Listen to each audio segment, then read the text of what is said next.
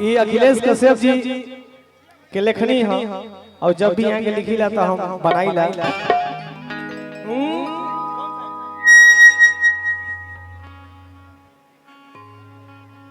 Hello hello काहे कि अब हम चाहब कि आप लोग गीत गाइएगा ना हाँ तो लोग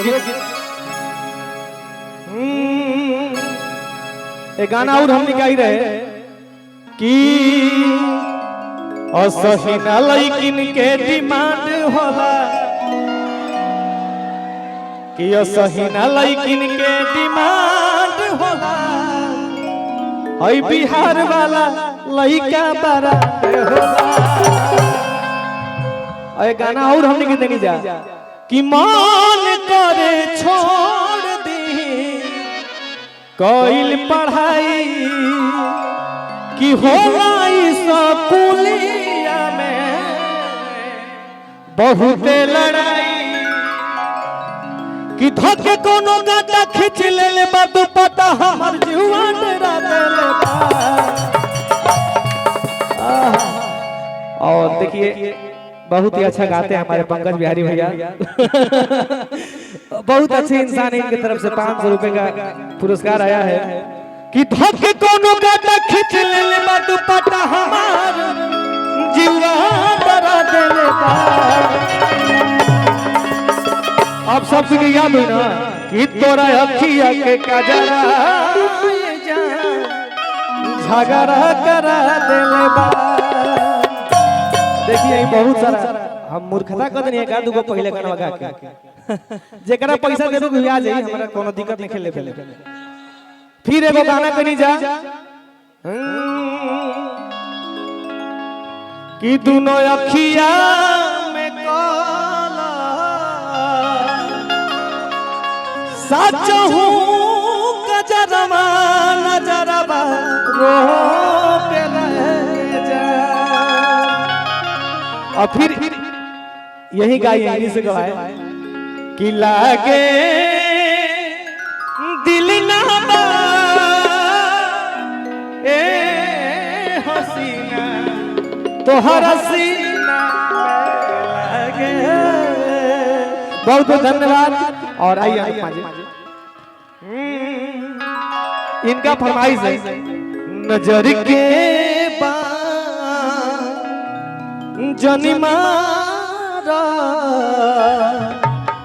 सवरिया तू धरा जईबा। और इस गाने में मैं भी हूँ इस वीडियो में सारे गामा से आया था। ए पहले महाराज कहती जा कि सब गाना मत गई माई बाबू वाला केहू सुने वाला नहीं के भर सब कहते हैं कि अश्लील चलता है कुछ अश्लील नहीं के चलता सब सही चलता बुझा गई। नजर के जनिमारा सवरिया तू धरा जईबा।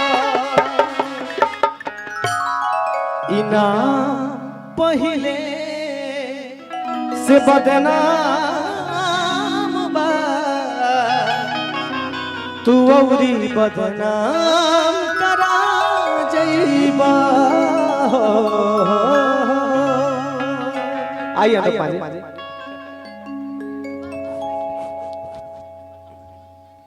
हेलो शुभम भैया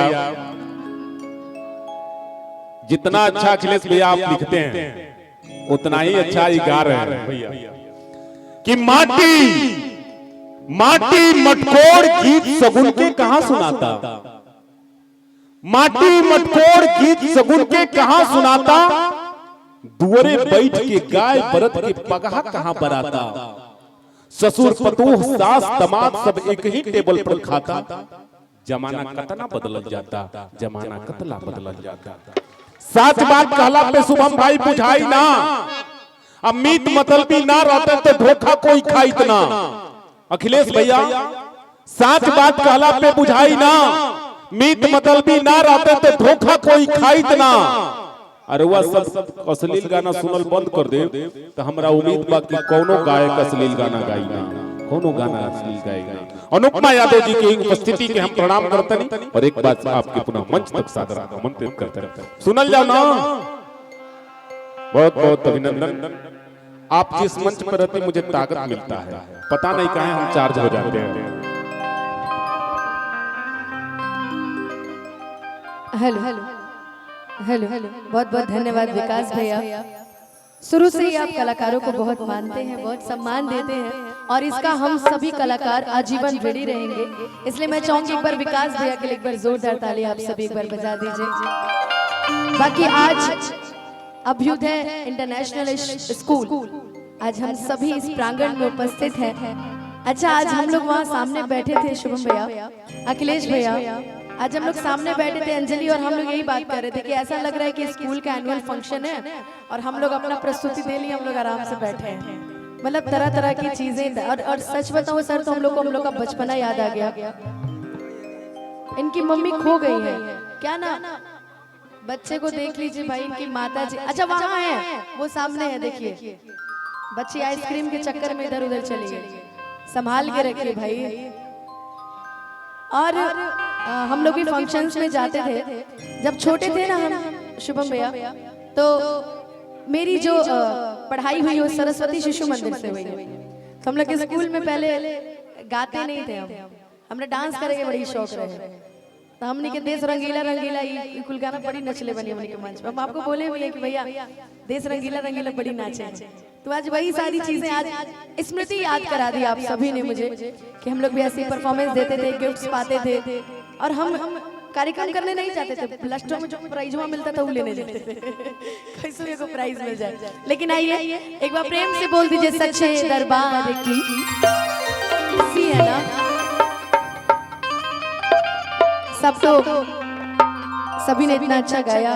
अंजलि मेरी प्यारी बहन, अंजलि के गाने सुन सुन के हम लोग बड़े हुए हैं। जब ये छोटी, सीरियसली तुम्हारी तो मेरे से भले छोटी हो, लेकिन तुम्हारे गाने सुन सुन के हम लोग बड़े हुए हैं। जय हो पवन कुमार उस समय बजता था। मुझे लगता है कि हर किसी का सीतली मैया जो गाया तुमने, मतलब हम लोग वही गाने सुन सुन के आज बड़े हुए हैं। ऐसा कोई पंडाल नहीं होता था जिसमें अंजलि के गाने ना बजते हो। पवन भाई के बजते थे, कल्पना दीदी के बजते थे, भरत भैया के बजते थे, खेसारी भाई के बजते थे, उसके बाद तुम्हारे भी बजते थे। तो इसलिए मैं चाहूंगी अंजलि के लिए एक बार जोरदार ताली आप सभी बजा दीजिए। भजन का जहां भी नाम आएगा वहां अंजलि का नाम जरूर आएगा, है ना। तो उसके बाद अखिलेश भैया तो है ही है, इनके तो गाने सारे गिनाई दिए, बस मेरे से ही नहीं गवाते हैं ये इतने, मतलब आप 3 साल से बोल रहे हैं अब, लेकिन बहुत बहुत प्यारा आशीर्वाद मिला, होली में भी मिला, बाबू आंवला में भी मिला, बहुत सारा मिला, सैया की रोटी में भी मिला, है ना। लेकिन आज ये मंच ऐसा है कि मैं हर कुछ तो नहीं सुना सकती, लेकिन जो भी इस मंच के काबिल होगा मैं जरूर सुनाने की कोशिश करूंगी, वो जरूर सुना दूंगी।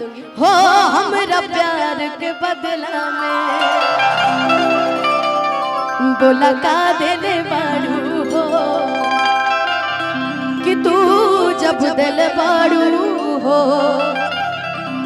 दादा का दिल बाड़ू हो, कि तू जब दिल बाड़ू हो दादा का दिल बाड़ू हो, कि दिल ना लगई हा आर फेरू जनिए हा, कि अब जा जा जा जा भुला जाइए। ये मेरी जिंदगी का सबसे सुपर हिट गाना हुआ, जो कि मैंने नहीं गाया है, जो कि मेरे बड़े भैया खेसारी लाल भैया का गाना है, और लिखा है हमारे अजीत हलचल भैया ने।